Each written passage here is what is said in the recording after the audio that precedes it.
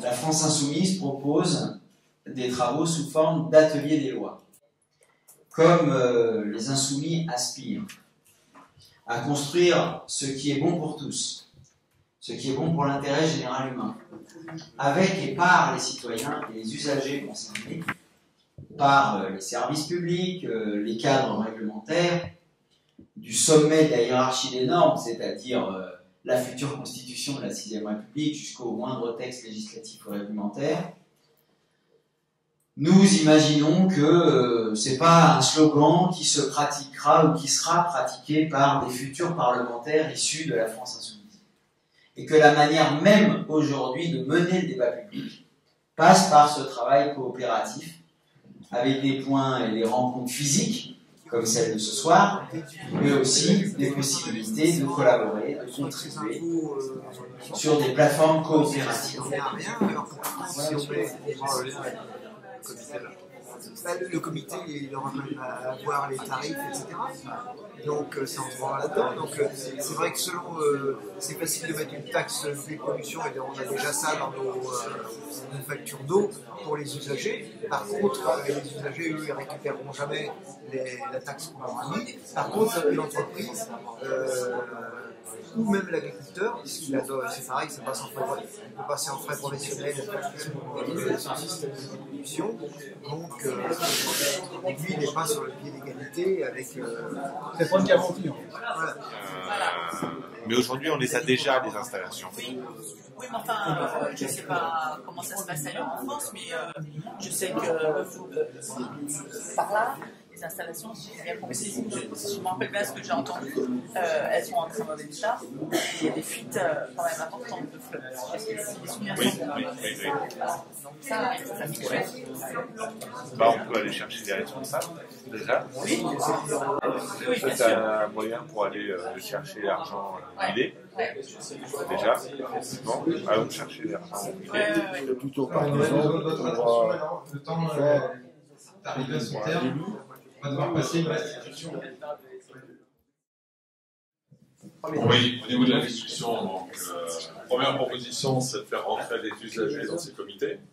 Donc, on n'a pas été très loin sur le mode de désignation des usagers, mais leur présence paraît obligatoire. Et donc, on parle bien de cogestion et non pas de témoignage. La notion de pollueur-payeur était ambiguë et on préférait nettement à ce que chaque usager, alors je mets de côté les usagers de type habitant domestique, mais que les deux autres catégories principales, que sont les industriels et les agriculteurs, fassent en sorte de gérer leur pollution par eux-mêmes. Donc trois principes qui ont été un petit peu énoncés. Donc déjà, il faut poser des règles générales et associer des règles locales. Et ça, c'est effectivement dans le but de l'intérêt général. Donc ça, c'est une première chose, un premier axe, c'est-à-dire quelque chose qui soit réglementé sur tout le territoire d'État, quoi, hein, et puis par contre adapté avec des règles locales. On ne veut pas de l'économie mixte parce qu'on pense qu'effectivement ce mélange privé-public, qu'on ne retrouve pas seulement sur la gestion de l'eau, mais c'est à chaque fois un scandale parce qu'en gros on privatise les profits et puis on rend public les dépenses, hein, par exemple les réseaux, les choses comme ça. Hein. Dès qu'il faut un investissement de long terme qui ne rapporte rien, c'est souvent le public qui se cartonne. Donc cette idée de l'économie mixte, on n'en veut plus. On estime que c'est un piège. Alors je vois que vous êtes d'accord, mais est-ce que vous pensez que c'est facilement faisable? Voilà, un peu de volonté politique. Très faisable. Pour rebondir là-dessus, donc nous aussi on avait pensé à mettre, on pensait mettre les élus, les usagers, les employés, les associations, et justement pour que tous les usagers puissent être représentés, on pensait à un tirage au sort. Après on s'est un peu posé la question comment faire pour que tout le monde puisse participer et en même temps être assez informé pour être apte à décider en tout état de cause, quoi.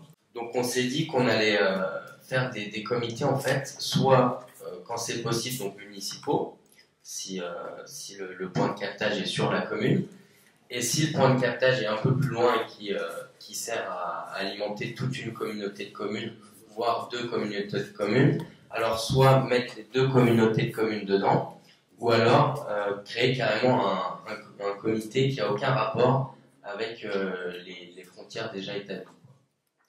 Il t'a posé la question qu'on pouvait nous renvoyer le fait de faire passer des gens du privé dans la fonction publique, et donc on a répondu à ça en disant que c'était quelque chose qui était soit refacturé sur la facturation de l'eau, soit sur le bénéfice que ça va entraîner. Il peut y avoir très facilement des gens qui s'élèvent en disant que c'est des fonctionnaires en plus, donc ça va coûter en plus. Donc c'est pour ça qu'on proposait d'argumenter en disant que de toute façon c'était recalculé après sur la facturation et sur les bénéfices que ça entraîne. Je ne sais pas si c'est intéressant, je vais vous dire ce que je pense, c'est que je ne vois pas pourquoi on crée une fonction publique de l'eau.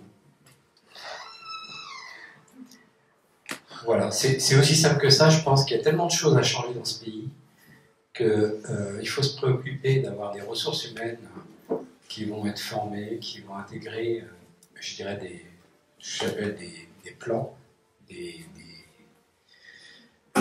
voilà, tout un développement à faire.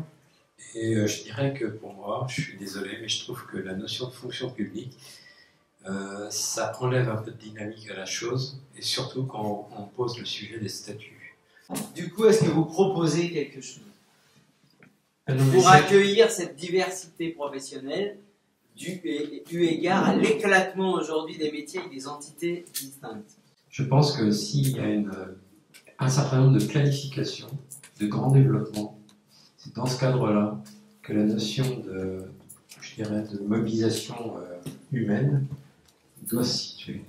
D'abord, on va remercier la coopérative citoyenne et puis la tenue de cet atelier sur l'eau, parce qu'effectivement, on a bien vu que faire marcher le cerveau collectif à toutes et tous, c'est toujours très productif, ça produit énormément de choses. Outre le fait d'entendre différents points de vue, il y a le fait qu'on entend, ça résonne de l'un à l'autre, on entend les préoccupations, l'imagination aussi qui finit par se libérer un petit peu lorsqu'on se stimule mutuellement comme ça en tapant. J'attire votre attention sur le fait que va se poser la question nécessairement à partir du moment où on mettra fin par la loi au fait que des entreprises privées puissent se voir confier la gestion de l'eau et de l'assainissement, et qu'on va leur demander de se retirer, quitte à avoir une négociation au cas par cas sur le manque à gagner commercial, et encore on verra.